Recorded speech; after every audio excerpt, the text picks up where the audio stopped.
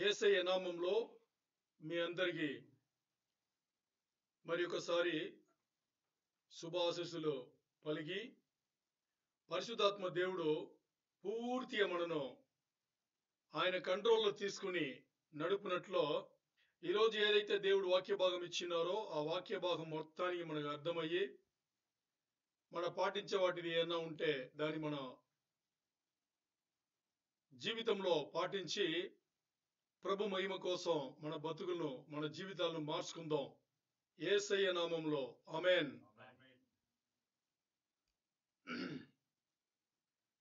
ఎప్పుడు ప్రీచింగ్ ఉంటది, ఎప్పుడు ఏముంటది ప్రీచింగ్ ఉంటది. వాక్యం వచ్చేసి 2-3 విధానంగా మనం మాట్లాడతాం. ఒకటి ప్రీచింగ్ ఉంటది. ప్రీచింగ్ అంటే వాక్యమును మాట్లాడి వచనములు మాట్లాడి మన దాంట్లో ఏమి నేర్చుకోవాలో దాని మన జీవితంలో ఏది పాటించాలో అది ప్రీచింగ్ లో వస్తుంది అన్నమాట, ఉపదేశంలో వస్తుంది. మరి ఇంకో రకంగా ఏముంటదంటే వాక్యమును తీసుకుని దాన్ని టీచింగ్ అని చెప్తాం, అంటే బోధ అంటాం. అది టీచింగ్ మనం రిసీవ్ చేసుకుంటాం. ఇప్పుడు స్కూల్ కాలేజీలో మనం ఎలాగా మనం ఎలాగా మన టీచర్స్ వచ్చి మాట్లాడితే మనం దాన్ని విని సీరియస్గా తీసుకున్నామా? ఎవరన్నా స్కూల్ కాలేజీలో ఎవరన్నా సీరియస్గా చదివామా? ఎవరు ఉండరు. బాగా ఫస్ట్ ర్యాంక్ ఈ 100 మార్కులకి 98, 99, 100 వచ్చిన వాళ్ళు కూడా అర్థం కాకుండా దాన్ని మెమరైజ్ చేసుకుని, అంటే లోపల రొమ్మును కొట్టుకుని చదువుకుని మరి ఆ ఎగ్జామ్ వచ్చేటప్పుడు వాంతి ఇస్తారు, అంతే, దాంతో అయిపోయింది. ఎవరు కూడా జీవితంలో అర్థం చేసుకుని చదవరు. ఇప్పుడు మనకి దేవుని వాక్యం వచ్చేటప్పుడు 3 విధానంగా మన దగ్గర వస్తుంది. ఒకటి ప్రీచింగ్, ఉపదేశంగా వస్తుంది. ఉపదేశంలో ఖండిస్తారనమాట, ఇలా ఉండాలి అలా ఉండాలి, ఇది తప్పు ఇది రైట్ అని మాట్లాడతారు. మరి టీచింగ్ లా బోధ అని వచ్చేటప్పుడు అది స్కూల్లో మాట్లాడినట్టుగా, అంటే తిట్టరు, ఏం మాట్లాడదు, మీరు ఇలా మారండి అలా మారండి, ఏం ఉండదు. ఇది టీచింగ్ అనమాట. మరి చాలా మంది ఉపదేశం చేసేవాళ్ళు, బోధ చేసేవాళ్ళు ఏం చేస్తారు, 2 మిక్స్ చేసి ఇది తేడా తెలియని కూడా చేస్తుంటారు అనమాట. ఇప్పుడు ఈ రోజు పూర్తిగా మనం చేయబోయేది బోధ, టీచింగ్ అనమాట, ప్రీచింగ్ కాదు. దీంట్లో మీరు ఇలా ఉండాలి, మీరు ఉండకూడదు, ఇలా ఎందుకు ఉండారు, ఇలా మారాలి, మీరు అది చేయాలి అని ఏం ఉండవు. దేవుని వాక్యం ఏం చెప్తుందో దాన్ని అలా చెప్పేసి వెళ్ళిపోతారనమాట. అది టీచింగ్, బోధ. ఈ రోజు అదే దేవుడు ఇచ్చిన వాక్య భాగం. అదే వాక్య భాగంలో ఏం మనం ధ్యానిస్తాము లేదా మాట్లాడుతాము అంటే, పడిపోయిన దేవదూతలు దెయ్యాలా? తెలుగు కరెక్టా కాదో నాకు తెలియదు. Are demons fallen angels? ప్రశ్న ఏంటి? ఆర్ డీమన్స్ ఫాలెన్ ఏంజల్స్ అంటే పడిపోయిన దేవదూతలు దెయ్యాలా కాదా అనేదే ఈరోజు టీచింగ్ అంటే మనం మార్చుకోవాల్సి ఏం లేదు, బట్ బైబిల్ నుంచి కొన్ని విషయాలు మనం తెలుసుకుందాం అనమాట. ఏంటి అని చూస్తే, ఈ డీమన్ అనే పదం వచ్చేసి మన ఇంగ్లీష్ బైబిల్లో చూసుకుంటే ఒరిజినల్ భాషకు, మూల భాషకు దగ్గరుండే కేజేవి వెర్షన్ ఉంది కదా, కింగ్ జేమ్స్ వెర్షన్, దీంట్లో డీమన్ అనే ఒక పదం లేనే లేదు. మరి ఏమేమి ఉంది అని చూస్తే, ఇది అపవిత్ర ఆత్మ, చెడు ఆత్మ, దెయ్యము, తర్వాత అసింగం చేసే ఆత్మ, ఇలాగా చాలా మనకి ఉన్నాయి.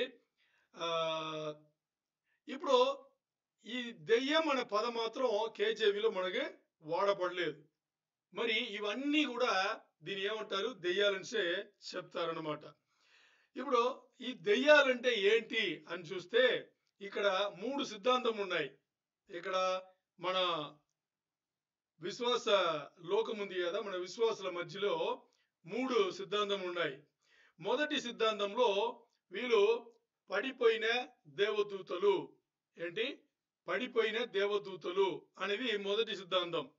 రెండవ సిద్ధాంతం ఏంటంటే, వీళ్ళు అంటే ఈ దెయ్యాలు అనే వాళ్ళు ఎవరంటే, ఇప్పుడు ఆది కాండంలో మొదటి వచనం ఉంది కదా, ఆది కాండంలో మొదటి అధ్యాయంలో మొదటి వచనం, దానికి 2వ వచనం ఎన్నో మిలియన్స్ ఆఫ్ ఇయర్స్ వచ్చేసి తేడా ఉంది. ఇప్పుడు ఆది కాండంలో 2వ వచనం చూస్తే అది సృష్టి కాదు, సృష్టిని మరి పునరుద్ధరించబడింది అని మనకు అర్థమవుతుంది.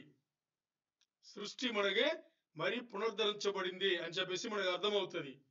సో ఇప్పుడు ఈ మొదట్లో సృష్టి వచ్చింది కదా, సృష్టి పునరుద్ధరించబడేందుకు ముందు అంటే వచ్చి దేవుడు అన్ని ఫామ్ చేసి దాని ముందు ఓ సృష్టి ఉండి దాంట్లో చనిపోయిన వాళ్ళు దాంట్లో శరీరం లేకుండా ఆత్మలతో మాత్రం తిరిగేవాళ్ళు అనేది రెండవ సిద్ధాంతం. ఇది ప్రీ ఆదామిక్ రేస్, అంటే వీళ్ళు వచ్చేసి శరీరం ఉండదు, ఆత్మలు ఉంటుంది. మరి వీళ్ళకు ఇది ఎప్పుడు వీళ్ళు ప్రీ ఆదామిక్ రేస్, ఆదాము కాలముకు ముందున్న వాళ్ళు అనేది రెండవ సిద్ధాంతం. మూడవ సిద్ధాంతం ఏదంటే ఈ దెయ్యాలనే వాళ్ళు వీళ్ళకి శరీరం ఉండదు. మరి వీళ్ళు ఆదికాండంలో 6వ అధ్యాయంలో మనం చూస్తాం కదా నెఫీలియలు. ఈ నెఫీలియలు మరి వీళ్ళకి శరీరం ఉండదు, ఆత్మలు మాత్రం తిరుగుతున్నాయి. వీళ్ళు అంటే వీళ్ళ శరీరం ఎందుకు ఉండదంటే అక్కడ ఫ్లడ్ వచ్చింది కదా, నోవాహు ఏమంటారు ప్రళయం, జల ప్రళయం. నోవాహు జల ప్రళయంలో వీళ్ళందరూ చచ్చిపోయారు అని చెప్పాం కదా. సో వీళ్ళుగా ఉండొచ్చు. మరి వీళ్ళ శరీరంలో అన్ని పోయింది, మరి వీళ్ళ ఆత్మలు మాత్రం తిరుగుతున్నాయి. వీళ్ళకి ఇది శరీరం లేదు, వీళ్ళు ఉండొచ్చు అనేది మూడవది సిద్ధాంతం. మరి ఈ మూడు సిద్ధాంతంలో పడిపోయిన దేవదూతలు ఎవరు అని మనం చూడాలి. చూడండి, ఏదైతే మాట్లాడుతున్నామో దాని మాత్రం మీరు ఫోకస్ చేయండి. పడిపోయిన దేవదూతలు ఎవరు అని మనం మాట్లాడుతున్నాం. అర్థమైందా? ఓకే. ఇప్పుడు మన మొదటి సిద్ధాంతం ఏంటి? ఈ మూడు సిద్ధాంతములలో మొదటి సిద్ధాంతం ఏంటి అని చూసేటప్పుడు ఈ మొదటి సిద్ధాంతం మనకి ముందే చెప్పినట్టుగా పడిపోయిన దేవదూతలే దెయ్యాలుగా మారారు అని చెప్పేసి ఇది మొదటి సిద్ధాంతం. ఈ మొదటి సిద్ధాంతం మనం మాట్లాడితే ఎక్కువ మంది ఇదే అంటారు. ఎక్కువ మంది ఇదే ఈ సిద్ధాంతమే, పడిపోయిన దేవదూతలే దెయ్యములు అని చెప్పేసి. దెయ్యములు భూతములు రెండు ఒకటేనా? గూగుల్లో డిమాండ్స్ కొడితే భూతం అని వస్తుంది. దేవదూతలు, దేవతలు లేవు. దేవతలు అనేది ఎవరంటే మనుషులు ఏర్పరచుకునే దేవుళ్ళు, వాళ్ళు దేవతలు అంటారు. వాళ్ళు దేవదూతలు కాదు. దేవదూతలు అనేది పైనుంచి వచ్చిన వాళ్ళు, దేవుడి దగ్గర నుంచి వచ్చిన వాళ్ళు దేవదూతలు. ఓకే, సరే. ఇప్పుడు ఈ మొదటి సిద్ధాంతంలో అందరి దీనియే. ఇప్పుడు నేను మిమ్మల్ని అడుగుతా, ఎంతమంది మొదటి సిద్ధాంతం నమ్ముతారు? పడిపోయిన దేవదూతలే. స్క్రీన్ చూడకూడదు, టీచింగ్ లో స్క్రీన్ చూస్తే సస్పెన్స్ వదిలిపోతుంది. అంతేనా? బోధన స్క్రీన్ చూస్తే అక్కడ అన్ని ఉంటుంది. ఎందుకు పెడుతున్నాం అంటే మీకు ఒకవేళ మాట్లాడితే అర్థం కాంటే దాన్ని చూడడానికి, ముందే ఆన్సర్ తెలుసుకోవడానికి కాదు. అంటే టెక్స్ట్ బుక్ లో టెక్స్ట్ పార్ట్ ఉంటుంది, చివరిలో ఆన్సర్ ఉంటుంది, దాన్ని తిప్పకూడదు మనం, సరేనా? అలాగే మీరు ఇప్పుడు స్క్రీన్ చూడకూడదు. మొదటిగా ఎంతమంది, నాకు చేతులు ఎత్తాలి ఆన్లైన్ వాళ్ళు కూడా, ఎంతమంది మీరు నమ్ముతున్నారు పడిపోయిన దేవదూతలే దెయ్యాలని? చేయెత్తాలి. ఎత్తట్లేదా? ఎత్తట్లేదు. గుడ్. ఎంతమంది వీడు ఇలా 2-3 ప్రశ్నలు అడుగుతాడు, మనం ఇప్పుడే చెయ్యెత్తే తప్పైపోతాము అని ఎంతమంది అనుకుంటున్నారు? అలా కూడా అనుకోవట్లేదా? ఓకే, మీలో ఎంతమంది నేను ఏం చెప్పినా చెయ్యెత్తకూడదు నిర్ణయం తీసుకున్నారు? ఇంకా వేరే గుంపు లేదు. మీరు ఎవరు చెయ్యెత్తలేదంటే మీరు ఏ గుంపు మీరే చెప్పాలి ఇప్పుడు, ఎందుకంటే అదే ప్రశ్నలు అయిపోయింది. సిద్ధాంతం సంబంధించిన ప్రశ్నలు ఉన్నాయి. ఈ సిద్ధాంతంకు సంబంధించిన ప్రశ్నలు అదే అయిపోయినాయి, ఎందుకంటే మీరు అందరూ సైలెంట్ గా ఉన్నారు. మీరు ఏం అనుకోకూడదు, బోధలు ఉండేటప్పుడు ఏం అనుకోకూడదు, అనుకుంటే బోధ అర్థం కాదు. ఓకే, ఇప్పుడు చెప్పండి, ఎంతమంది నిజంగా అనుకుంటున్నారు పడిపోయిన దేవదూతలే దెయ్యాలు అని? ఎంతమంది అనుకుంటున్నారు? అనుకోలేదా? దెయ్యాలు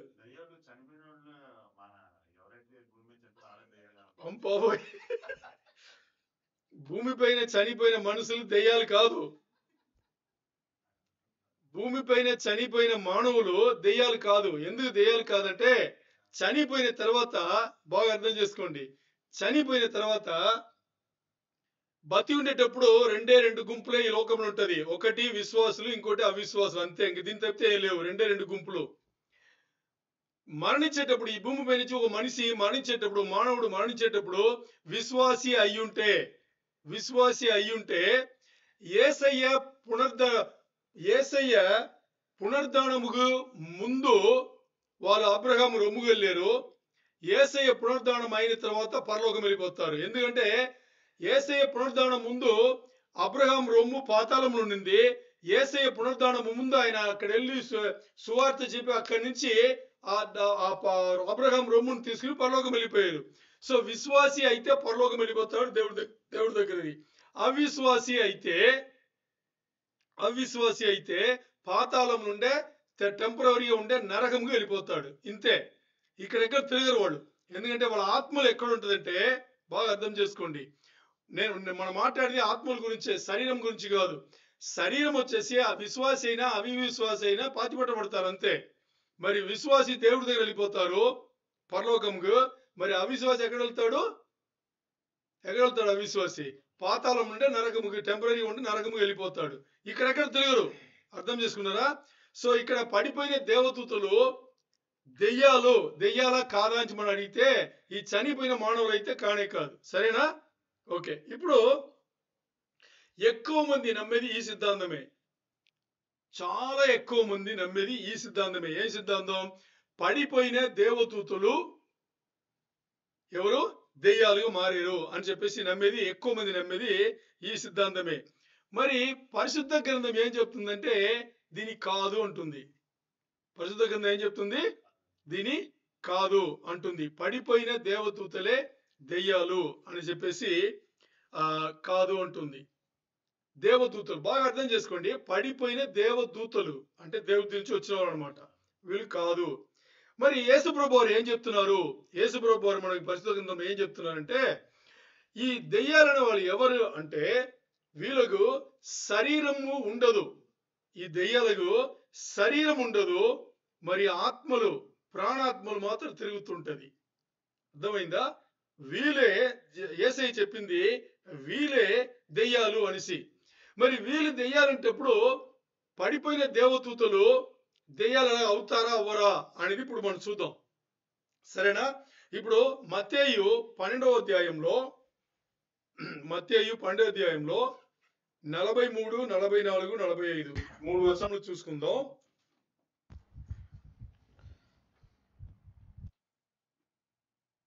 ఒక్క నిమిషం. మత్తయి 12వ అధ్యాయం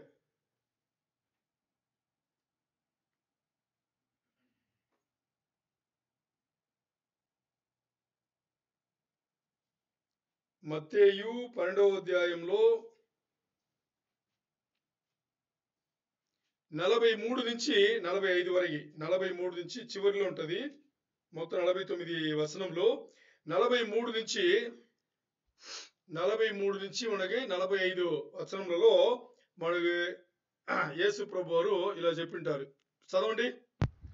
అపవిత్రాత్మ ఒక మనుషుని వదిలిపోయిన తర్వాత అపవిత్ర ఆత్మ ఒక మనిషిని వదిలిపోయిన తర్వాత అది విశ్రాంతి వెతుకుచు నీరు లేని చోట్ల తిరుగుచుండును.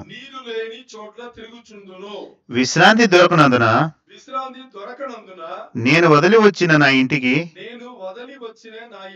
తిరిగి వెళ్ళుదుననుకుని వచ్చి ఆ ఇంట ఎవరునూ లేక అది ఊడ్చి అమర్చి ఇండుట చూచి వెళ్ళి తన కంటే చెడ్డవైన మరి 7 దయ్యములను వెంటబట్టుకొని వచ్చును. అవి దానిలో ప్రవేశించి ఆత్మలు ప్రవేశించి అక్కడనే కాపురముండును. అందుచేత ఆ మనుషుని కడపటి స్థితి మొదటి స్థితి కంటే చెడ్డదగును. అలాగే ఈ దుష్టతరము వారికి సంభవించుననెను. ఆమేన్. చూసారా ఏంది మాట్లాడారని? ఇక్కడ మనం చూస్తే ఈ 3 వచనంలో మనం ఏం చూడాలి అంటే, మొత్తం అర్థం మనకు అవసరం లేదు. ఇక్కడ అపవిత్ర ఆత్మ ఒకని వదిలిపెట్టి బయటకు వచ్చేటప్పుడు విశ్రాంతి కోసం అది బయటలో తిరుగుతుంది కదా. తిరుగుతుండేటప్పుడు దానికి విశ్రాంతి ఎక్కడ దొరకల. ఎందుకంటే దానికి విశ్రాంతి కావాలంటే దానికి ఒక శరీరం కావాలి. అర్థమైందా? దానికి విశ్రాంతి కావాలంటే ఒక శరీరం కావాలి. మరి ఒక ఆత్మ ఒక ఒక మనిషిని వదిలిపెట్టి బయటికి వెళ్ళేటప్పుడు అది విశ్రాంతి దొరకక ఏమనుకుంటుందంట, నాకు బయటలో ఎక్కడ విశ్రాంతి దొరకలేదు, అందుకని నేను ఎక్కడి నుంచి వచ్చానో అక్కడే మరి వెళ్తాను. అప్పుడు ఆ మాట్లాడేటప్పుడు అది ఏం చెప్తుందంటే, అది ఏమనుకుంటుందంటే, నేను వదిలి వచ్చిన ఇంటికే మరి వెళ్తాను. నేను వదిలి వచ్చిన నా ఇంటికే. ఏముంటుంది అక్కడ వచనం ఏముంటుంది? నేను వదిలి వచ్చిన నా ఇంటికే. అది ఒక మనిషిని శరీరం ఏం చేసుకునింది? ఇల్లు చేసుకునింది, గృహం చేసుకునింది. అర్థమైందా? మరి ఇక్కడ మనం చదివితే ఈ వచనం చాలా విషయంలో మన అంశం కాదన్నా కానీ దీని గురించి మీకు చెప్పాలి. ఇక్కడ చూడండి ఏమనుకుందట, విశ్రాంతి దొరకనందున వదిలి వచ్చిన నా ఇంటికే తిరిగి వెళ్ళుదని అనుకొని. అదేంటి నా ఇంటికి? ఎవరిల్లది? ఆలోచన చేశారా అది ఎలా ఉందని? అంటే ఇది ఒక షాకింగ్. ఇంకోటి, ఆ ఇంట ఎవరును లేక అది ఊడ్చి అమర్చియుంటుట చూచి. దీని ఏం అర్థం తెలుసా? ఖాళీగా ఉండేది కాదు, అపవిత్రాత్మ వదిలిపోయిందంట. చూడండి, అదే మానవ జీవితం వచ్చేసి ఎంత ఘోరంగా ఉందంటే, ఎంత అసింగమైన జీవితం అంటే, అపవిత్ర ఆత్మ విశ్రాంతి కోసం బయటికి వెళ్ళిపోయిందంట. వెళ్ళిపోయిన తర్వాత దానికి విశ్రాంతి దొరకల బయటలో. సో మరి ఏమనుకుంటుంది, నాకు ఇల్లుంది కదా, అదేదో కొన్నట్టు కొనింది. అర్థమైందా? నా ఇల్లు నుంచి ఎప్పుడు చెప్తుంది? ఇప్పుడు నా ఇల్లు నుంచి ఎప్పుడు చెప్తాము? ఒకటి మన కొంటే, లేకపోతే మన అద్దిస్తే. అంతేనా? మన అద్దిస్తే మన ఇల్లు కాదు, ఉన్నా కానీ మనం అద్దిస్తున్నాం కానీ ఆ పీరియడ్ లో మన ఇల్లు అంటాం. ఇప్పుడు వదిలిపెట్టిన అపవిత్ర ఆత్మ విశ్రాంతి దొరక బయటలో ఏమంటుందంట, నా ఇల్లు అంటుంది. నా ఇల్లు నుంచి ఎందుకు చెప్తుందంటే, అది మనను కొనేసింది. ఎలా కొనిందంటే, దేవుని బిడ్డలను ఏం చేసిందంటే, అది ఈ లోక ఆకర్షణలో చూపించి ఒకటి తర్వాత మనకి కల్పించి ఏం చేసింది, మనను కొనింది. అందుకని అది ఏం చెప్తుంది, నా ఇంట అని చెప్పి. ఎవరును లేక, ఎందుకు ఎవరును లేక? ఇంక చూడండి, ఎవరును లేక అని దీంట్లో ఎంత లోతైన అర్థం ఉందంటే, ఎవరును లేక అనేటప్పుడు అపవిత్రాత్మ వదిలిపెట్టి వెళ్ళిపోయింది కదా, వెళ్ళిపోయిన తర్వాత రూపంలో ఎవరు లేరు కదా, అంటే చెడు చేసేవాళ్ళు లేదు కదా. ఇప్పుడున్న వాక్యం తెలుసుకోవచ్చు కదా, దేవుని గురించి మాట్లాడుకోవచ్చు కదా, దేవుని దగ్గర రావచ్చు కదా. ఇప్పుడు రాలేదంటే ఏమైంది? వెళ్ళిపోయింది. మరి వచ్చి ఏంటంటే లేక అది ఊడ్చి అమర్చి ఉండడం చూచి. అంటే అది ఇంకా, దీని అర్థం ఏంటంటే ఆ శరీరం అనేది ఇంకా పాడైపోయిందంట. ఇప్పుడు బాగా అర్థం చేసుకోండి, ఒక అపవిత్ర ఆత్మకి ఒక వాతావరణం వచ్చేసి బాగా క్లీన్ కనిపిస్తుంది. దానికి అర్థం ఏంటి? మంచిగా కనిపిస్తుంది. దానికి అర్థం ఏంటి? అది ఉండే స్థలం అన్నమాట. అంతేనా? అర్థమైందా లేదా? అర్థం కాల. ఇప్పుడు అపవిత్ర ఆత్మ మనిషిని వదిలి వెళ్ళిపోయి విశ్రాంతి కోసం తిరుగుతుంది, దొరకల. ఏమనుకుంటుంది, నాకో ఇల్లుంది కదా, నేను కొన్నాను కదా, నాకు ఇల్లుంది కదా, ఆ ఇంటికే మరి వెళ్తాను వస్తుంది. వచ్చేది చూసేటప్పుడు ఆ ఇల్లు ఎలా ఉందంట, ఇంకా చక్కగా, అది రూపంలో ఉండడానికి ఇంకా చక్కగా ఉంది. అంటే దీనికి అర్థం ఏంటి అంటే, దేవునిలో ఎంతో పాడైపోయి దేవునికి దూరంగా ఉన్నామన్నమాట. ఊడ్చి అమర్చి ఉండడం చూచి ఏం చేసిందంట, మరి ఈ శరీరం, ఈ ఇల్లు నాకు చాలా చక్కగా ఉంది, నాకు మాత్రం కాదు, నాకన్నా ఇంకా చెడ్డ దెయ్యాలు చాలా ఉన్నాయి, దానికి కూడా ఇది బాగా పని వస్తుంది అని చెప్పి వెళ్ళిపోయి మరి 7 దెయ్యములు, దానికన్నా భయంకరంగా ఉండే 7 దెయ్యములు తీసుకొచ్చి అక్కడ కాపురం ఉందంట. ఏముంది? ఇది మానవ జీవితం అండి. ఇది మానవ జీవితం. ఎనివే, మన అంశం వచ్చేసి అది కాదు. కానీ ఇప్పుడు మనం చూసుకుంటే అపవిత్రాత్మ ఇల్లు అని చెప్పింది దేని? శరీరంలో. మనిషి యొక్క శరీరంలో అది ఏం చెప్పింది? ఇల్లు అని చెప్పేసి చెప్పింది అన్నమాట. మరి ఇక్కడ చూస్తే ఈ చెడు ఆత్మలు, అపవిత్ర ఆత్మలు అంటుంది కదా, ఈ 3 వచనం ద్వారా మనకు ఏం అర్థమైంది అని చూస్తే దానికి శరీరం లేవు. అంతే కదా. శరీరం ఉంటే ఎందుకు? మనుషుల శరీరం దగ్గర వచ్చి కూర్చుంటుంది. సో దానికి ఈవిల్ స్పిరిట్స్ కి ఈ వచనంలో యేసుప్రభు వారు మాట్లాడిన ఈ చెడు ఆత్మలకు ఏమి లేదు అని చూస్తే, మనకు వచ్చేసి ఏమి లేదు అని చూస్తే దానికి శరీరంలో లేదు అని చెప్పేసి మనకి అర్థమైంది. మరి ఇప్పుడు ఆ అపవిత్ర ఆత్మలకు శరీరములు కావాలి అంటే అది ఏం చేస్తుంది? శరీరం లేకుండా ఉండలేకపోయింది. కావాలంటే మనుషుల శరీరం పైన అది వచ్చింది. ఇప్పుడు యేసుప్రభు వారు ఈ వచనం ద్వారా ఏం చెప్తున్నారంటే, ఈ దెయ్యములకు శరీరం లేదు. మరి ఏముంది? ప్రాణాత్మలు ఉన్నాయి, శరీరం లేదు. అర్థమైందా ఈ పాయింట్?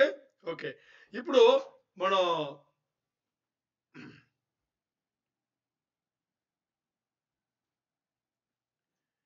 మనం చేయవలసింది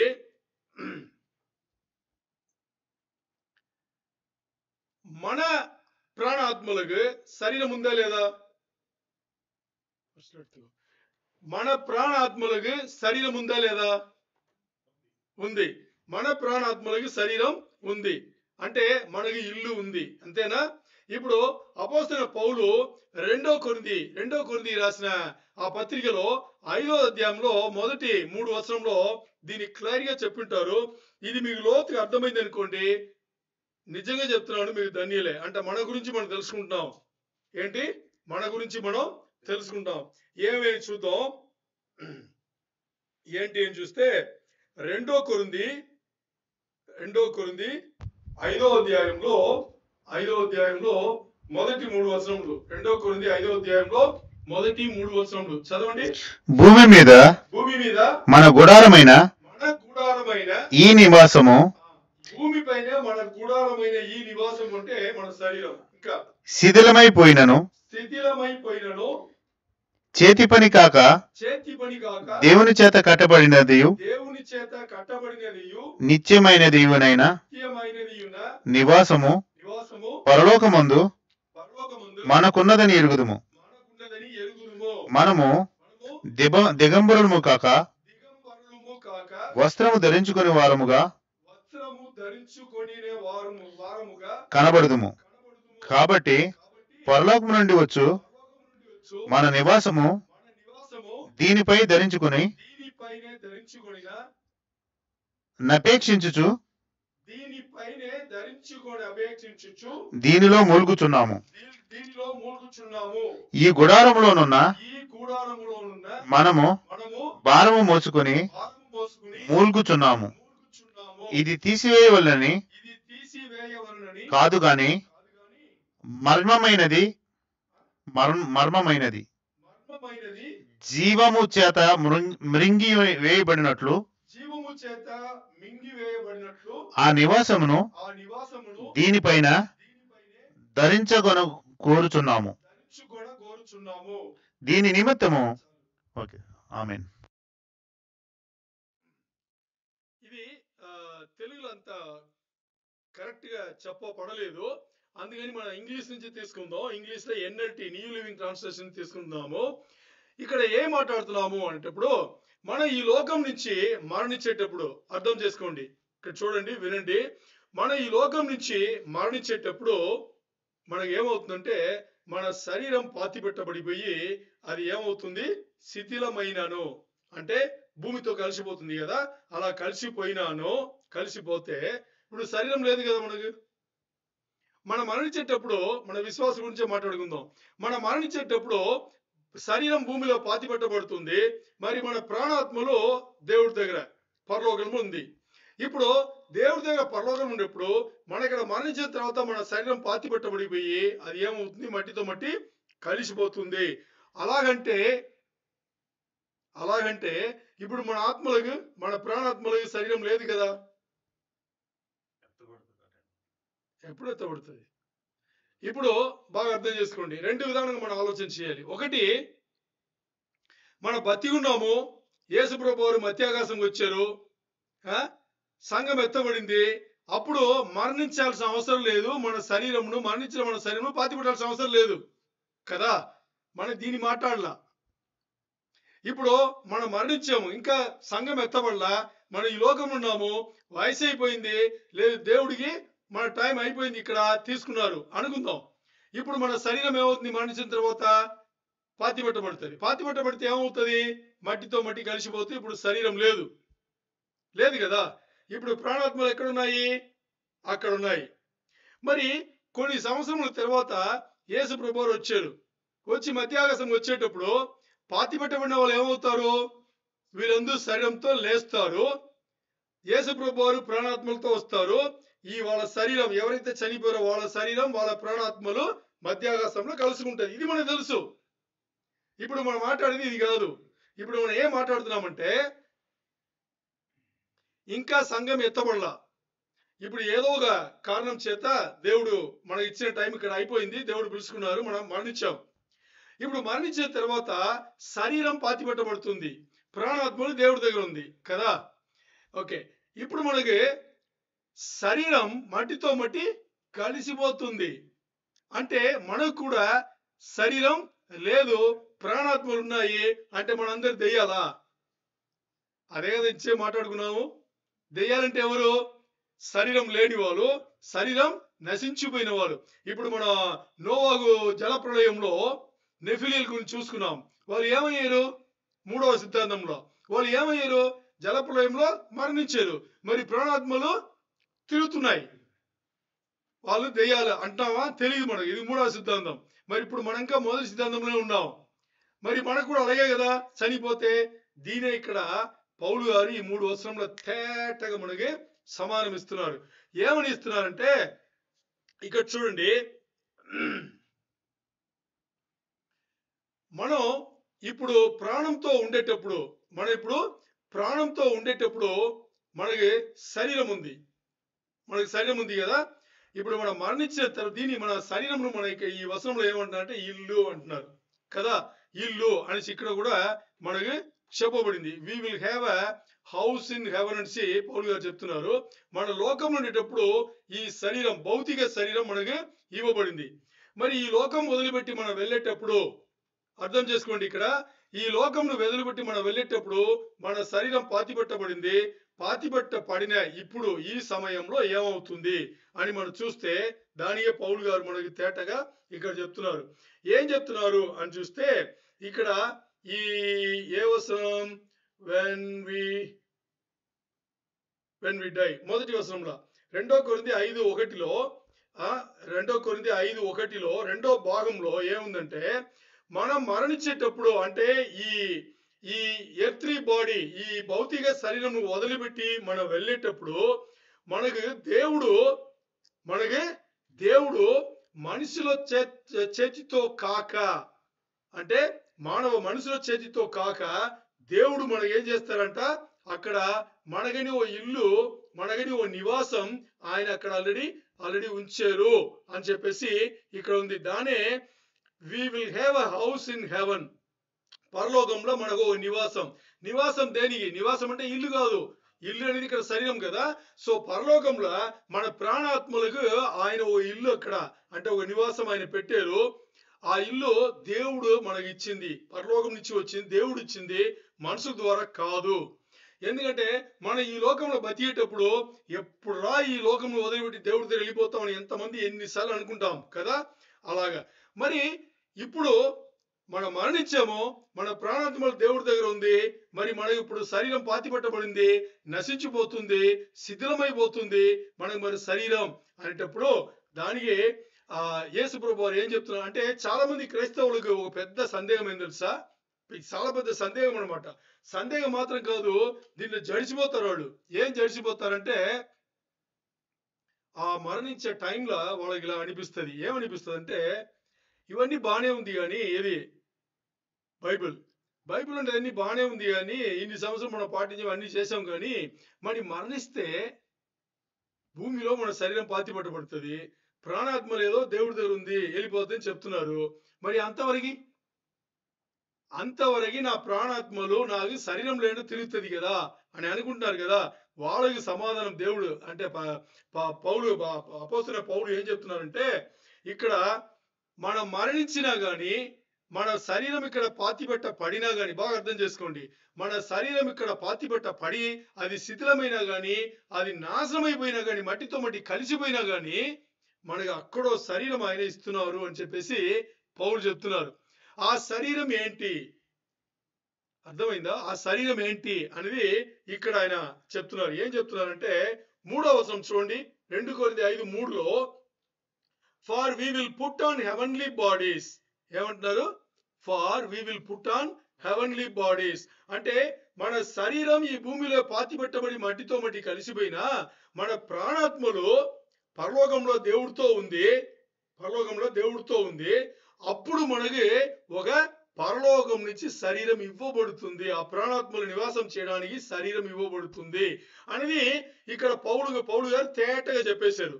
మరి ఇప్పుడు చూడండి, ఇప్పుడు మనం చూస్తే ఈ లోకంలో భూమిలో బతికేటప్పుడు మనకి భౌతిక శరీరం ఒకటి ఉంది ఉందా? మరి ఇప్పుడు మరణించాము అంటే సంఘం ఎత్తబడే ముందు ఇప్పుడు మరణించాము, మన భౌతిక శరీరం పాతిపెట్టబడింది. మరి ఇప్పుడు మన పరలోకం దేవుడి దగ్గర మన ప్రాణాత్మలు ఇప్పుడు శరీరం ఇవ్వబడింది. ఇప్పుడు రేపు చూడండి, రేపు ఎప్పుడో ఒక టైంలో యేసు ప్రభువు వారు మధ్యాకాశంకి వచ్చి సంఘం ఎత్తబడుతుంది. ఎత్తబడేటప్పుడు మట్టితో మట్టి కలిసిపోయిన ఈ భౌతిక శరీరం ఒక్కటయ్యి యేసు ప్రభువు వారితో వచ్చే ప్రాణాత్మలతో కలిసి మరి భౌతిక శరీరంగా మారుతుంది. దాని మహిమగల శరీరం అంటున్నాం. అంటే 3 శరీరాలా కదా? మీకు అర్థమైందా? ఓకే, ఇప్పుడు 3 శరీరాలే. ఏమని చూద్దాం. మన ఇక్కడ ఈ లోకంలో బతికునేటప్పుడు ఇది ఫిజికల్ బాడీ కదా, ఇది ఫిజికల్ బాడీ. ఈ ఫిజికల్ బాడీ అని ఉంది కదా, ఇది మరణించేటప్పుడు మట్టితో మట్టి కలిసిపోతుంది. ఇప్పుడు దీన్ని వదిలిపెట్టిన ప్రాణ ఆత్మలు వచ్చేసి ఎక్కడుంది? దేవుడి దగ్గర ఉంది. దేవుడి దగ్గర ప్రాణాత్మలు అలాగ తిరగదు. అది ఉండాలంటే దానికి ఒక శరీరం కావాలి. ఆ శరీరం ఏం చేస్తారంటే పరలోక శరీరం అంటున్నాము. దాని ఇంగ్లీష్ లో సెలెస్టియల్ బాడీ అంటాం. ఏమంటారు? సెలెస్టియల్ బాడీ అంటాం. ఈ లోకంలో ఉండే భౌతిక శరీరంలో ఇంగ్లీష్ లో టెరెస్ట్రియల్ బాడీ అంటాం. Terrestrial body. అర్థమైందా మీకు? ఇప్పుడు మన ఈ లోకంలో సంఘం ఎత్తబడే ముందు మరణిస్తే మనకి మన శరీరం పాతిపెట్టబడి మట్టితో మట్టి కలిసిపోయినా గాని మన ప్రాణాత్మలకి ఇప్పుడు అక్కడ దేవుడితో ఉండే ప్రాణాత్మలకు ఒక శరీరం ఇవ్వబడుతుంది. దాన్ని ఏం చేస్తున్నాం? పరలోక శరీరం మనకు ఇవ్వబడుతుంది. ఆ లోకం నుంచి వచ్చిన అని చెప్పింది కదా వచనం, అది ఇవ్వబడుతుంది. ఇప్పుడు ఆ శరీరం మనకు ఉంది. అందుకని 3వ వచనంలో పౌలు ఏం చెప్పారు? we will put on heavenly bodies, we will not be spirits without bodies. ఏమంటున్నారు పౌలు? మనం ఎప్పుడు కూడా ఆత్మలాగా తిరగము, శరీరం లేకుండా ఆత్మలాగా తిరగము అని చెప్పేసి పౌలు క్లారిటీ ఇచ్చాడు అక్కడ. ఓకే, ఇప్పుడు దీన్ని చూసుకుంటే మనకి 3 శరీరంలో వచ్చింది. మన ఇక్కడ బతి ఉండేటప్పుడు భౌతిక శరీరం, మరి మరణించిన తర్వాత మన భౌతిక శరీరం పాతిపెట్టబడిన తర్వాత మన ప్రాణాత్మలకు పరలోకంలో ఒక శరీరం ఇవ్వబడింది. అది పరలోక శరీరం అనుకుంటే, తర్వాత యేసు ప్రభువు వారు వచ్చి మధ్యాకాశం నుంచి సంఘం ఎత్తబడేటప్పుడు మన మట్టితో మట్టి కలిసిపోయిన ఆ శరీరం ఉంది కదా, అది మరి లేచి మహిమగల శరీరంగా, మరి మహిమగల శరీరమైనా కానీ అది భౌతిక శరీరం లాంటిదే. మీకు డౌట్ రావచ్చు, మహిమగల శరీరం వేరు భౌతిక శరీరం వేరు కదా అంటే, నేను ఎగ్జాంపుల్ చెప్తా. ఇప్పుడు యేసు ప్రభువు వారు మరణించిన తర్వాత పునరుద్ధరణ అయ్యారు. 3వ రోజు పునరుద్ధరణ అయిన తర్వాత తిరిగి లేచిన తర్వాత 40 రోజులు ఈ లోకంలో ఉన్నారు కదా. అప్పుడు ఒక రోజు ఏమైందంటే శిష్యులందరూ ఒక గదిలో ఏంటి కిటికీలు తలుపులు అన్ని బాగా లాక్ చేసి లోపల కూర్చుంటే బూమ్ అని చెప్పేసి యేసు ప్రభువు లోపల వచ్చారా? ఓకే, ఇప్పుడు యేసు ప్రభువు వారు ఉండేది మహిమగల శరీరమే కదా అప్పుడు, ఎందుకంటే ఆయన మహిమ వెళ్ళిపోయారు. మరి ఆయన వచ్చి థామస్ను పిలిచి, దాని ముందు కొంచెం జరిగి ఉంటది, థామస్ నమ్మరు. అప్పుడు థామస్ని పిలిచి అంటే వచ్చేటప్పుడే సమాధానం కలుగాలని చూస్తారు. మరి ఆయన అక్కడ ఉండింది, ఆయన ఏ శరీరంతో ఉన్నారు? భౌతిక శరీరంతోనే వచ్చారు. ఏ శరీరంతో? మహిమగా వెళ్ళిపోయారు. ఆయన మహిమ వెళ్ళిపోయిన నాకు తెలుసు మీకు డౌట్ ఉందని క్లారిఫై చేస్తా. అంటే మహిమగా ఆయన వెళ్ళిపోయారు, గ్లోరిఫైడ్ బాడీ అయిపోయింది. మరి ఆ రోజు వచ్చేటప్పుడు ఎలా వచ్చారు? ఆయన భౌతిక శరీరంతోనే వచ్చారు. భౌతిక శరీరంతో వచ్చేటప్పుడే నన్ను ముట్టి చూడు ఇక్కడ ఏముంది, ఆ గాయాలు ఉన్నాయి, దాని హోల్ ఉన్నాయని చెప్పేసి ఆయన చూపించలేము. అంటే మహిమగల శరీరంలో అలా చూపించలేము, పరలోక శరీరంలో అలా చూపించలేము, భౌతిక శరీరంలో అలాగా చూపించగలము. ఓకే, ఇప్పుడు మీకు ఏమేమి డౌట్ ఉన్నాయో అవి నేను క్లియర్ చేస్తాను. ఇక్కడ ఏమవుతుంది అనేటప్పుడు మన భౌతిక శరీరంలో చెప్పిందే, మరి మన భౌతిక శరీరంలో ఇక్కడ ఉండేటప్పుడు యేసు ప్రభువారు రాకడలో అంటే సంఘం ఎత్తబడే దీనికన్నా ముందు మనం మరణిస్తే మన భౌతిక శరీరాలు మట్టిలో పాతిపెట్టబడి మట్టితో మట్టి కలిసిపోతే అప్పుడు మన ప్రాణాత్మలు దేవుడి దగ్గర ఉంటది. దేవుడి దగ్గర ప్రాణాత్మలు ఉండేటప్పుడు ప్రాణాత్మలు దెయ్యాల్లాగా తిరగదు. ఆ ప్రాణాత్మలుగా అక్కడో శరీరం ఇవ్వబడుతుంది. దానికి సెలెస్టియల్ బాడీ అంటాము. అది పరలోకంలో మనకు ఇవ్వబడిన ఒక శరీరం అన్నమాట. అర్థమైందా? ఇప్పుడు యేసు ప్రభువారు వచ్చేటప్పుడు మరి మధ్యాకాశం వచ్చి సంఘంను తీసుకెళ్ళి వచ్చేటప్పుడు మనం ముందే మరణించుంటే మన శరీరం మట్టితో మట్టి కలిసిపోయింది కదా, కలిసిపోయినా కానీ అవన్నీ ఒకటయ్యి ఏమవుతుంది, యేసు ప్రభువుతో వచ్చిన ప్రాణాత్మలతో ఈ శరీరం కలిసిపోతే ఆ తర్వాత మహిమగల శరీరమే యేసు ప్రభులాగా మరి మనకది భౌతిక శరీరం కూడా మార్చుకోవచ్చు అనేది అర్థమైంది ఇప్పుడు. ఓకే, ఇలా ఎవరన్నా ఉన్నారా?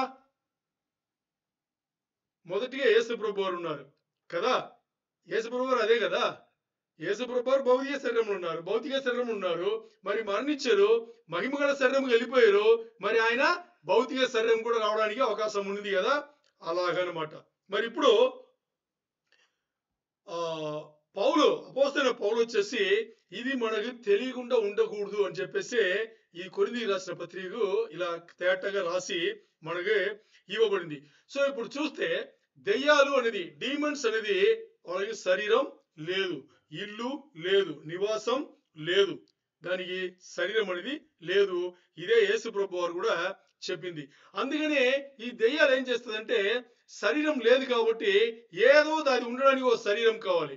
చూసారా మీరు, యేసు ప్రభు వారు ఒక అపవిత్రాత్మను ఒక దగ్గర నుంచి బయట పంపించేటప్పుడు ఆ అపవిత్రాత్మలు ఏమంటుందంటే మమ్మల్ని ఎక్కడ పంపించకో, కావాలంటే ఈ పందులు ఉన్నాయి కదా, పందిలే కదా, పందులు 2000 పందులు ఏదో ఉంటే దాంట్లో పంపించని చెప్తే, ఎందుకంటే దానికి శరీరం కావాలి, దానికి నివాసం, దానికి బతు ఉండాలంటే దానికి ఏం చేయాలి, ఆ ప్రాణాత్మలకి శరీరం ఉండాలి. మరి ఇక్కడ మనం చూసిన ఈ దెయ్యాలకు శరీరం, మనం మాట్లాడుతున్న దెయ్యాలకి దేనికి, పడిపోయిన దేవదూతలు దెయ్యాలా అని మాట్లాడుతున్నాం కదా. సో ఇక్కడ మనం మాట్లాడే ఈ దెయ్యాలకి ఏమి లేదు, శరీరం లేదు అనేది. ఇప్పుడు యేసు ప్రభు వారు చెప్పినట్టుగా ఇది శరీరం లేని దెయ్యాలు. యేసు ప్రభు వారు మాట్లాడింది శరీరం లేనింది అని చెప్పేసి. ఎందుకు అంటే ఈ దెయ్యాలకు వచ్చేసి, దెయ్యాలు అంటేనే దానికి, డీమన్స్ అంటేనే దానికి ఏమర్థం అంటే శరీరం ఉండదు, దాని శరీరం కూడా పెట్టుకోదు. ఎందుకంటే దానికి శరీరం కావాలంటే ఎవరో శరీరంలో అది ఉండాలి అనేది అనమాట. సో ఇక్కడ మనకి తేటగా అర్థమైంది ఏంది, దేవదూతలు శరీరం లేని దెయ్యాలు కాదు, అంతేనా? దేవదూతలు వాళ్ళు పడిపోయినా పడిపోలేదన్నా దేవదూతలు అనేవారు ఎవరు కాదు, దెయ్యాలు కాదు, డీమన్స్ కాదు. అర్థమైందా లేదా? దేవదూతలు, పడిపోయిన దేవదూతలు దెయ్యాలు కాదు అని మనకి ఇప్పుడు అర్థమైంది. ఇంకా దేవదూతలు ఉన్నారు కదా, ఈ దేవదూతలు వచ్చేసి మనం చూస్తే దేవదూతలకు శరీరం ఉందా లేదా?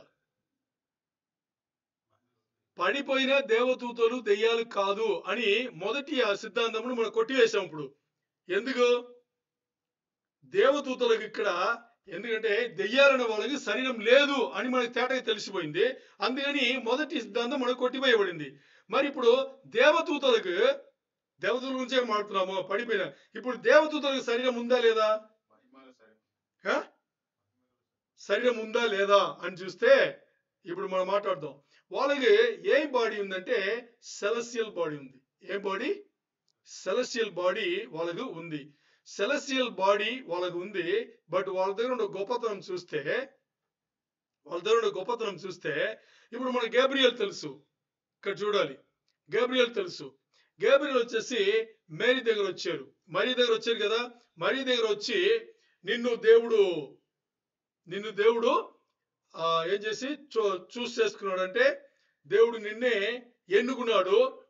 ఇలాగ తన పుత్రుని నిద్ర పెట్టాలని చెప్పి ఎన్నుకోవడానికి వచ్చేటప్పుడు గేబ్రియల్ వస్తాడు. మరి గేబ్రియల్ వచ్చింది శరీరంతోనే కదా వచ్చారు. గేబ్రియల్ శరీరంతో వస్తేనే కదా మేరీ చూడగలదు. అర్థమైందా? మేరీ దర్శనం ఉన్న చూసిందా? ఉండండి, మేరీ దర్శనం ఉన్న చూసిందా? లేదు. గేబ్రియల్ దూత దిగొచ్చి తను మేరీతో మాట్లాడుతున్నారు. మేరీతో మాట్లాడుతుంటే అక్కడ చూసింది శరీరంతోనే గేబ్రియల్ను. మరి గేబ్రియల్ శరీరంతో చూసింది సెలెస్టియల్ బాడీయా లేకపోతే భౌతిక శరీరమా? అంటే పరలోక శరీరమా, ఈలోక శరీరం, భౌతిక శరీరమా? భౌతిక శరీరం. ఎందుకు భౌతిక శరీరం అంటే ఈ దేవదూతలకు దేవుడు సృష్టిలో ఏం చేశారంటే సెలెస్టియల్ బాడీగా ఉంది. సెలెస్టియల్ బాడీగా ఉండే వాళ్ళకి కావాలి అంటే భౌతిక శరీరంగా మార్చుకునేది కూడా దేవుడు సృష్టిలోనే పెట్టారు. మీకు ఇంకో ఉదాహరణ చెప్తా. అబ్రహామును సొదమును నాశనం చేసేందుకు ఇద్దరు వస్తారు కదా, దేవదూతలే వాళ్ళు.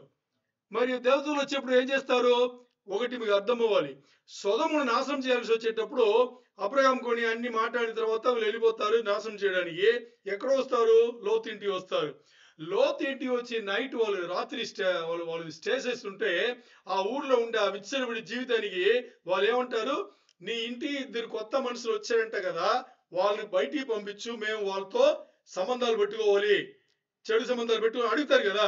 అంటే వాళ్ళు మనుషులాగానే వచ్చారు. అక్కడ మనుషులు అంటే భౌతిక శరీరంతోనే వచ్చారు. అర్థమైందా? సో ఇక్కడ దేవదూతలకు ఏముంది? సెలెస్టియల్ బాడీ, పరలోకంలో ఇవ్వబడిన వాళ్ళకి శరీరం ఉంది.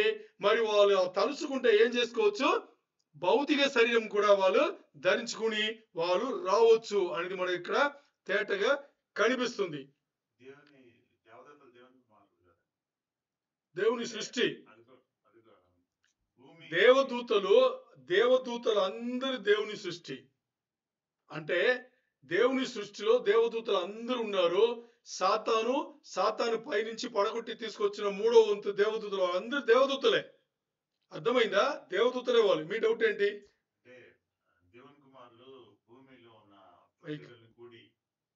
లేదు, అది ఇంకా వస్తుంది. అది మాట్లాడదాం.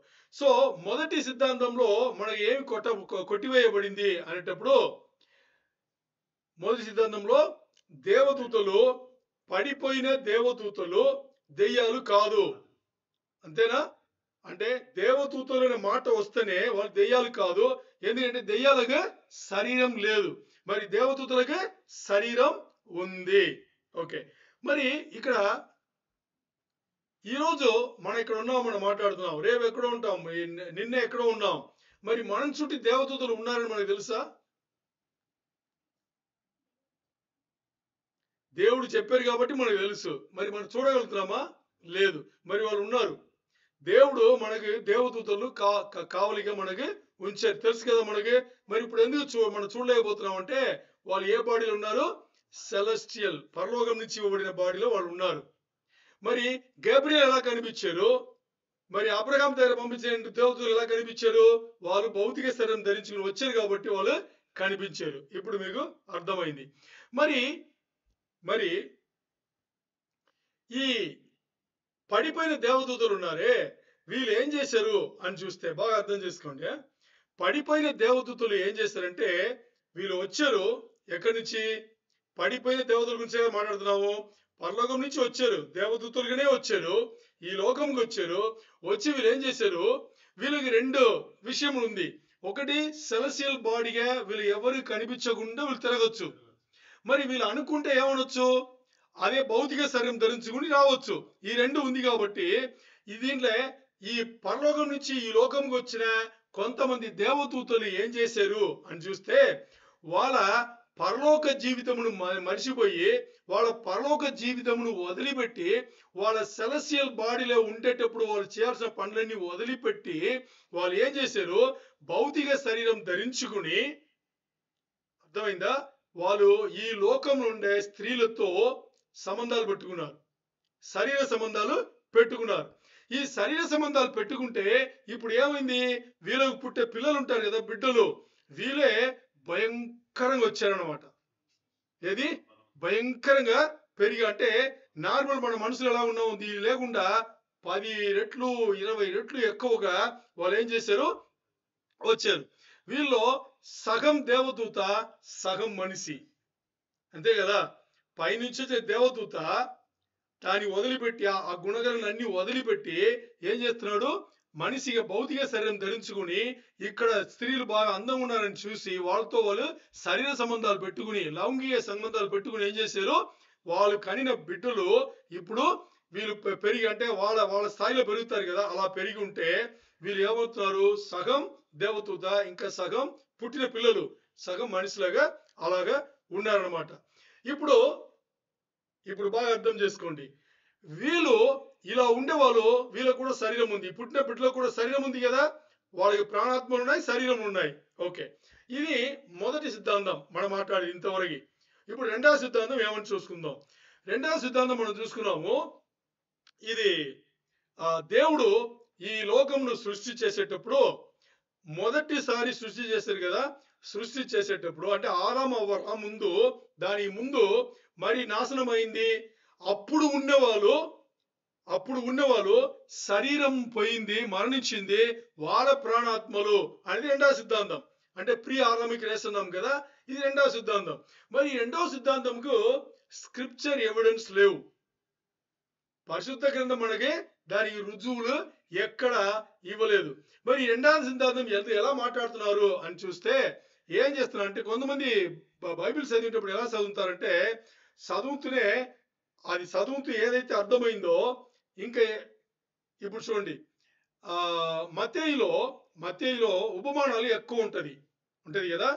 ఒక ఉపమానం ఇక్కడ ఉంటది, అక్కడ ఆ ఉపమానం ప్రశ్నలు మాత్రం ఉంటది. ఆ అధ్యాయం చివరిలో దీని సమాధానం ఉంటది. మరి చదివి వాళ్ళు ఏం చేస్తారు? ఉపమానం చదివి ప్రశ్నలు మాత్రం ఉంటది కదా, వీళ్ళు ఊహని వెళ్ళిపోతారు. ఊహల్లో వెళ్ళిపోయి దీనికి ఇదే అని వాళ్ళ అనుభవాలతో పెట్టేసి ఈ సమాధానాలు ఎక్కడ ఉందో అదే అధ్యాయం చివరి దాన్ని చదవరు. ఈ రెండవ సిద్ధాంతం కూడా అదే. ఊహల కింద వెళ్ళిపోయి ఏం చేస్తారంటే, ఇప్పుడు బటర్ఫ్లై అంటారు కదా, తెలుగులో ఏం చెప్తారు? సీతాకోక చిలుక. ఇప్పుడు చూడండి, ఇది ఇప్పుడు ఈ టీవీ ఉంది కదా, దీనిపైన పెద్ద మానిటర్ ఉంది కదా, ఈ కాణలో ఉంది అనుకోండి. ఇది ఇప్పుడు ఈ రెక్కలు ఉంటాయి కదా, రెక్కలు ఆడేటప్పుడు చూసే వాళ్ళు ఏమంటారంటే, ఇది లెక్కలు ఇలా ఆడిస్తే ఇది ఇటువైపే వెళ్తాను వాడు అనుకుంటాడు, వాడు ఇటువైపే వెళ్తాను అనుకుంటాడు కదా. ఈ రెండవ సిద్ధాంతం అదే. పరిశుద్ధ గ్రంథం చదివేటప్పుడే కొన్ని విషయాలు చదివేసి ఇదే అంటే దీని తర్వాత ఇదే ఉండొచ్చు అని అనుకుని అదే నిజం అనుకుంటారు కదా. ఇది రెండవ సిద్ధాంతం. దీనికి పరిశుద్ధ గ్రంథం ఎక్కడ ఏ రుజువులు ఇవ్వలేదు, సపోర్ట్ కూడా చేయలేదు. అందుకని ఈ రెండవ సిద్ధాంతం ప్రకారం శరీరం లేని వాళ్ళు, అంటే పడిపోయిన దేవదూతలు దెయ్యాలు కాదు అని మనం ఇక్కడ చెప్పవచ్చు. ఎందుకంటే ఈ సిద్ధాంతంకి వచ్చేసి ఇక్కడ రుజువులు లేవు. మరి మూడవ సిద్ధాంతం ఏం చెప్తుంది అని చూద్దాం. మూడవ సిద్ధాంతం ఇక్కడ మనం చూస్తే, ఈ మూడవ సిద్ధాంతంలో మనం మాట్లాడినట్టుగా నోవాహు కాలంలో ఉండే నెఫీలీలు ఉన్నారు కదా, ఈ నెఫీలీలు ఆ జల ప్రళయంలో వీళ్ళ శరీరంలో వచ్చేసి అన్ని కొట్టుకుపోబడి చచ్చిపోయారు, మరణించారు. మరి వీళ్ళ ప్రాణాత్మలు కదా, వీళ్ళ ప్రాణాత్మలు ఏమైంది అని ఈ మూడవ సిద్ధాంతం చూస్తే పరిశుద్ధ గ్రంథం దీనికి రుజువిస్తుంది. ఏది? పడిపోయిన దేవదూతలే దెయ్యాలు, అంటే పడిపోయిన దేవదూతలే శరీరం లేని వాళ్ళు మరి దెయ్యాలు అని దీనికి మూడవ సిద్ధాంతంకు పరిశుద్ధ గ్రంథం ఏమొస్తుంది? రుజువులు ఇస్తుంది. మరి యేసయ్య రోజుల్లో ఈ సిద్ధాంతముకు యేసయ్య రోజుల్లో ఉన్న యూదులు కూడా నమ్మింది ఇదే. అర్థమైందా? యూదులు కూడా ఆ టైంలో నమ్మింది ఇదే. ఇప్పుడు మనం చూద్దాం, ఒకటి తర్వాత ఒకటి చూసి తర్వాత మనకి అర్థమవుతుంది. ఏమని చూద్దాం. యూదులు ఎందుకు దీన్ని నమ్మారు అనేటప్పుడు, ఇప్పుడు నెఫీలీలు ఈ నోవాహు జలప్రళయంలో చచ్చిపోయారని మనకు తెలుసు. ఈ నెఫీలీలు ఎవరు? మనకి ఇప్పుడు దీని ముందే చూసుకున్నాం. ఈ నెఫీలీలు ఎవరు? సగం మనిషి సగం దేవదూత కదా. సగం మనుషులు సగం దేవదూత అనేది మనకు తెలుసు. అలాగే ఇప్పుడు ఈ రోజు మనకు కూడా ఇప్పుడు మనం ఎలా ఉన్నామో అలాగే వాళ్ళు కూడా ఉన్నారు. ఇప్పుడు మనకి శరీరం ఉంది, భౌతిక శరీరం, మన ప్రాణాత్మలు మన రూపలే ఉన్నాయి. ఆ రోజు వాళ్ళు కూడా అంటే నోవాహు జలప్రళయం రా ముందు వాళ్ళు కూడా ఎలా ఉన్నారు? వాళ్ళ శరీరం ఉన్నాయి, వాళ్ళకి ప్రాణాత్మలు కూడా శరీరంలో ఉండింది. అలాగే కదా ఉంది. ఇప్పుడు ఈ ఈ డిమాన్ అంటే ఈ దెయ్యాలు అంటున్నారు కదా. ఈ దెయ్యముకు ఇంగ్లీష్ లో వాడబడిన పదం డిమాన్. ఈ డిమాన్ హెబ్రియ భాషలో ఏం చెప్తారు అని చూస్తే దానికి తమునెఫాల్ అంటారు. ఏమంటారు? తమునెఫాల్ అంటారు. తమునెఫాల్ అంటే ఈ తమునెఫాల్ అనేది ఒక పదం కాదు, రెండు పదాలు కలిసి దీంట్లో ఉన్నాయన్నమాట. దీంట్లో మొదట్లో ఉండే తము అని దీనికి అర్థం ఏంటంటే మరణించిన వాళ్ళు, పాతి పెట్టబడిన వాళ్ళు అని అర్థం. తము అంటే మరణించే వాళ్ళు, పాతి పెట్టబడిన వాళ్ళు అర్థం. నెఫాల్ అనేది ఏమర్థం అంటే నెఫిలిం అనే దీనికి ఏకవచనం. సింగులర్ నెఫాల్ అయితే ప్లూరల్ ఏంటి? నెఫిలిం. అర్థమైందా? సింగులర్ నెఫాల్ అయితే ప్లూరల్ నెఫిలిం. అంటే ఇప్పుడు ఈ రెండుని కలిపితే ఏది? మరణించిన లేకపోతే పాతి పెట్టబడిన నెఫిలియులు. అర్థమవుతుందా? తము నెఫాల్ అంటే చచ్చిపోయి పాతి పెట్టబడిన నెఫీలియలు అని చెప్పేసి మనకి అర్థం వచ్చింది. మరి ఇప్పుడు చూస్తే ఈ నెఫీలియలు చూస్తే నోవాహు జలప్రళయంలో వాళ్ళ శరీరంలో పోయింది, మరణించింది కదా. మరి వాళ్ళ ప్రాణాత్మలు ఎక్కడ వెళ్ళింది? ఆలోచన చేస్తారా? శరీరంలో లేదు, ప్రాణాత్మలు ఉన్నాయి. ఈ ప్రాణాత్మలకు ఇది ఎక్కడ వెళ్తుంది? ఈ రోజు ఇప్పుడు యేసుప్రభు వారు చెప్పింది ఇదే. యేసుప్రభు వారు ఏమన్నారు? మత్తయి 12 చెప్పారు కదా యేసుప్రభు వారు.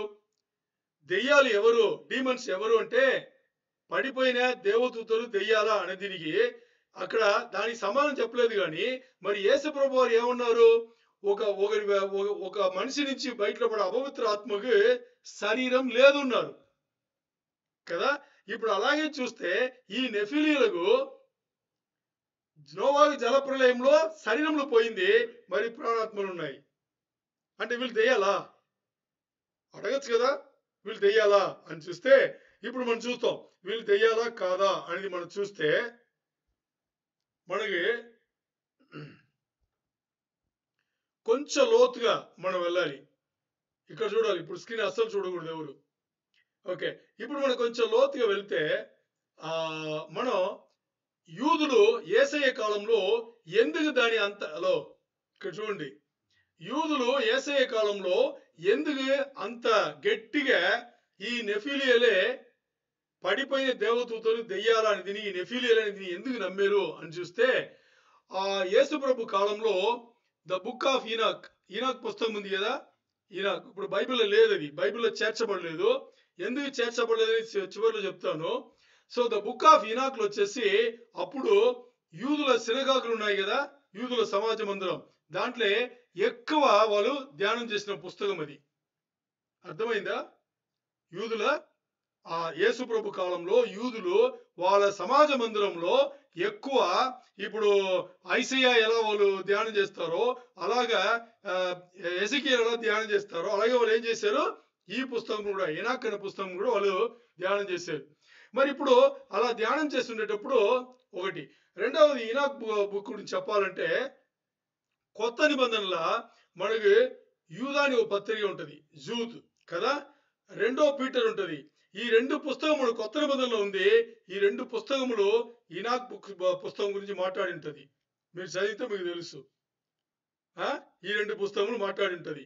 ఇప్పుడు ఈ ఈనాక్ అనే ఈ బుక్ లో వచ్చేసి ఏముంది అని చూస్తే ఈ పడిపోయిన దేవదూతలే దెయ్యాలు అని డైరెక్ట్ చెప్పింది అనమాట. ఏం చెప్పింది? డైరెక్ట్ చెప్పింది. ఎక్కడ చెప్పింది అంటే ఇప్పుడు చూడండి, ఈనాక్ 15వ అధ్యాయంలో 8, 9, 10, 11, 12 ఈ వచనములలో ఇది క్లారిటీగా చెప్పబడింది. ఈ నాకు తెలుగులో నేను పెట్టలేదు, నేను మీకు చెప్తాను, అర్థం చెప్తాను.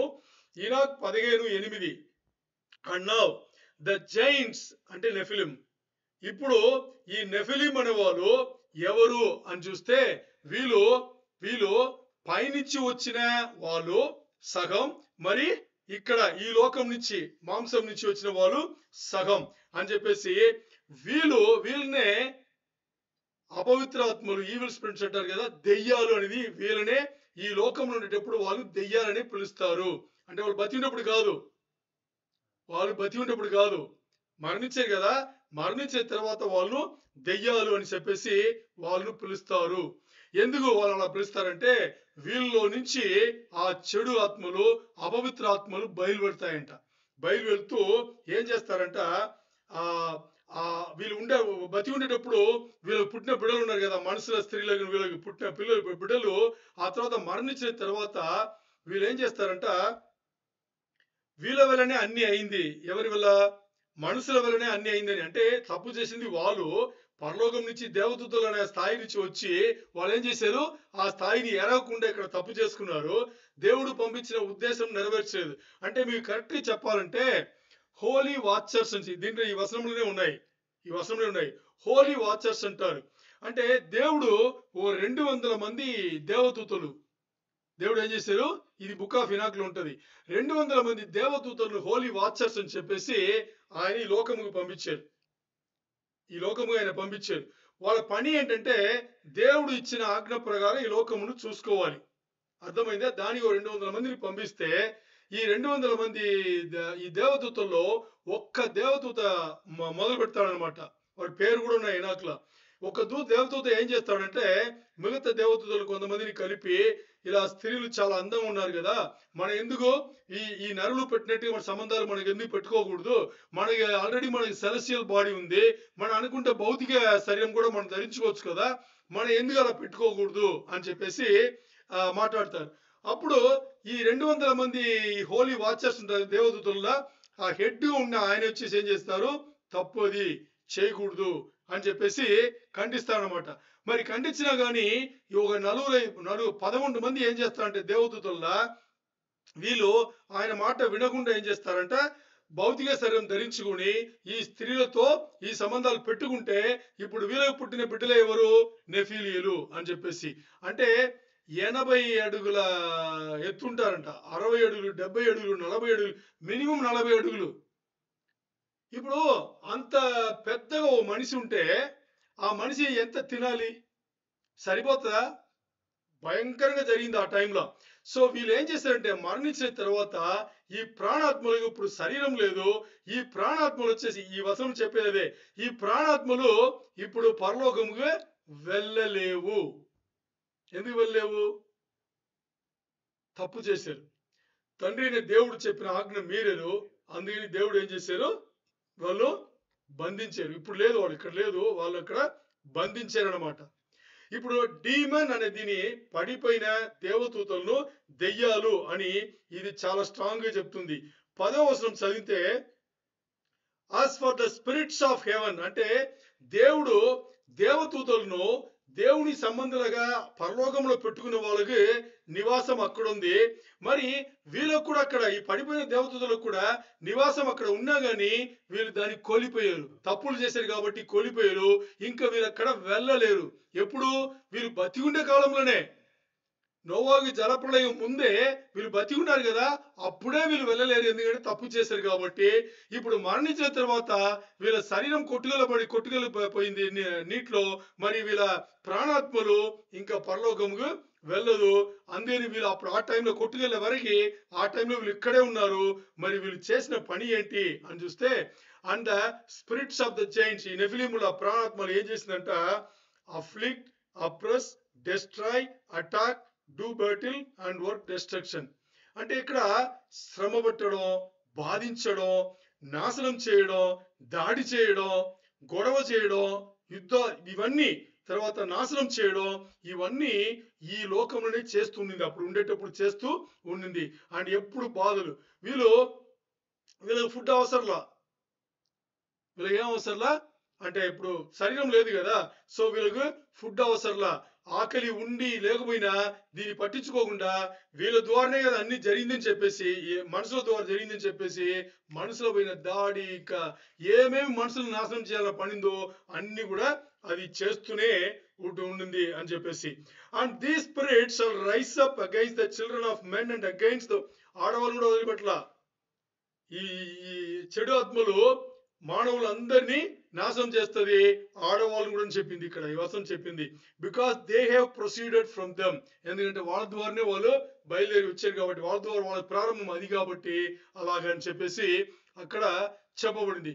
సో ఇక్కడ పడిపోయిన దెయ్యాలు, పడిపోయిన దేవదూతలు దెయ్యాలా అంటే, పడిపోయిన దేవదూతలు దెయ్యాలే. వాళ్ళు ఎవరు అనే 3 సిద్ధాంతంలో ఏ సిద్ధాంతం పరిశుద్ధ గ్రంథం సరిని చెప్పింది? పడిపోయిన దేవదూతలు దెయ్యాలనేది ఎవరు? నెఫీలియలు. ఆది కాండంలో 6వ అధ్యాయం ఉంటది, నెఫీలియలను ఇది. ఇప్పుడు మనం చూస్తే ఈ నెఫీలియలు ఇలా ఉంటే, మరి ఈరోజు మన వాక్య భాగం అయిపోయింది. దేవునికే మహిమ కలుగును గాక.